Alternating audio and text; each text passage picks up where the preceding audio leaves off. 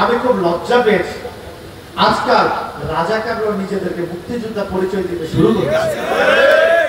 যাই হোক, আমি ওই ব্যক্তির নামটা নাই বললাম। এখানে গণমাধ্যমের ভাইরা আছেন, আমাদের অনেক নেতৃবৃন্দ আছেন, অনেক জনতা আছেন, আপনারা হয়তো জানেন এই কথাটা কে বলেছিল।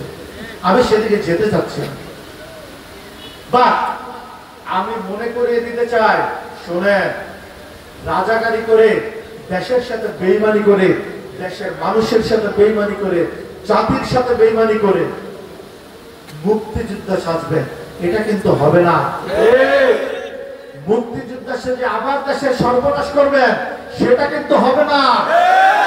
২৫০০০-এর জনগণ সেটা হতে দিবে না, ঠিক কিনা ভাইরা? ঠিক বলেছি?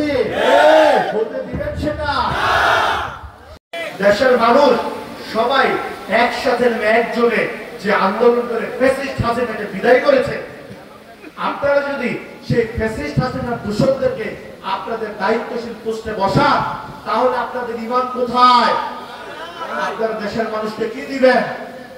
আপনাদের দেশের মানুষের জন্য দেওয়ার কি আছে বলেন?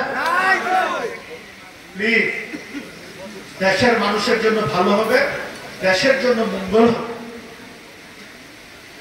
ফ্যাসিস্ট হাসিনাদের মতো আর কারো এরকম রাক্ষসী হাসিনা যেন আর কখনো এসে এদেশের মানুষের গণতন্ত্র হরণ করতে না পারে, এদেশের মানুষের স্বাধীনতা হরণ করতে না পারে, এদেশের মানুষের সামগ্রিক অধিকার হরণ করতে না পারে, সেই দিকে লক্ষ্য রেখে আপনারা প্লিজ এরকম আওয়ামী লীগের কোন দালালদেরকে বা আওয়ামী লীগের নেতৃবৃন্দকে আপনারা কোন প্রকার প্রশ্রয় দিবেন না। প্লিজ, আপনারা দলীয় দায়িত্ব তাদের দিবেন না। প্লিজ, আপনারা জনগণ কি চায় সেটা বুঝেন, যাতে জনগণের কল্যাণ হবে সেই কাজটা করেন। প্লিজ শোনেন, আপনারা আমরা আন্দোলন করেছি, সংগ্রাম করবেন, পোস্টার লাগান, গ্রামে গ্রামে, ঘরে ঘরে, উঠানে উঠানে পোস্টার লাগান।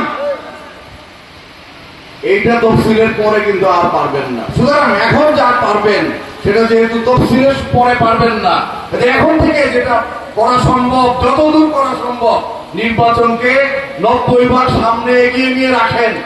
খালি ওই তফসিল ঘোষণার পরে ১০ ভাগ একটা ঠেলা দিয়া ১০ ভাগ পাস করে দিয়ে, ঠিক আছে?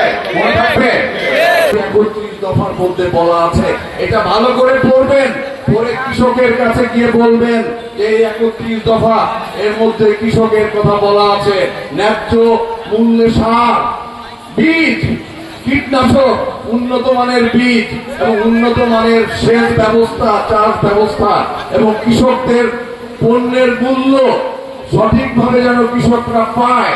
আমরা অনেক সময় দেখি কৃষকরা উৎপাদন করে, তরমুজ উৎপাদন করে, খেতে তরমুজ ১০ টাকা, আর ঢাকা শহরে আসলে সেটা হয়ে যায় ৮০০ টাকা, ৫০০ টাকা, ঠিক না? কৃষক কিন্তু ন্যায্য মূল্য পায় না। আমাদের নেতা চেয়ারম্যান জনাব তারেক রহমান সাহেব বলেছেন, কৃষকদেরকে ন্যায্য মূল্য নিশ্চিত করার জন্য প্রত্যেক উপজেলায় এই ক্রয় কেন্দ্র খুলে দেওয়া হবে কৃষকদের জন্য। এই পণ্যগুলো আমরা কিনবো, আপনারা কিনবেন ইউনিয়নে ইউনিয়নে, আপনারা কিনবেন কৃষকদের কাছ থেকে ন্যায্য মূল্যে। এটা আবার থানা কিনবে, থানা থেকে জেলায় যাবে, জেলা থেকে বিভাগে যাবে এবং বাজারে যাবে। এইভাবে নিশ্চিত করা হবে এবং আধুনিক ফল ফলাদির জন্য এবং অন্যান্য শস্যের জন্য আধুনিক হিমাগার করে দেওয়া হবে। যারা মাছ ধরে তাদের জন্য মাছের যাতে ন্যায্য মূল্য পায়, বিকাল হইলে আর মাছের দাম পায় না জেলেরা, ঠিক না? সন্ধ্যা হইলে আরো পায় না। এগুলো বন্ধ করতে হবে। যার যার ন্যায্য মূল্য প্রাপ্তি নিশ্চিত করবে আমার দল। ৩১ দফার মধ্যে আমার নেতা জনাব তারেক রহমান সেটা বলে দিয়েছেন। আমার নেতা বলেছেন ফ্যামিলি কার্ড, বিশেষ করে মহিলাদের জন্য ৫০ লক্ষ ফ্যামিলি কার্ড করে দেওয়া হবে।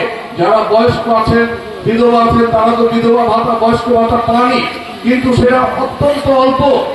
আপনাকে যদি একটি ফ্যামিলি কার্ড করে দেওয়া হয়, আপনি ওই কার্ডের মাধ্যমে চিকিৎসা সেবা, হসপিটালে যাবেন, আপনার সমস্ত চিকিৎসা ফ্রি। ওই ফ্যামিলি কার্ডের মাধ্যমে আপনি রেশনের দোকানে যাবেন, আপনার জন্য ন্যায্য মূল্য নিশ্চিত হবে। কাজে এইভাবে দেশকে উন্নয়নের স্বপ্ন দেখাচ্ছে আমাদের নেতা জনাব তারেক রহমান।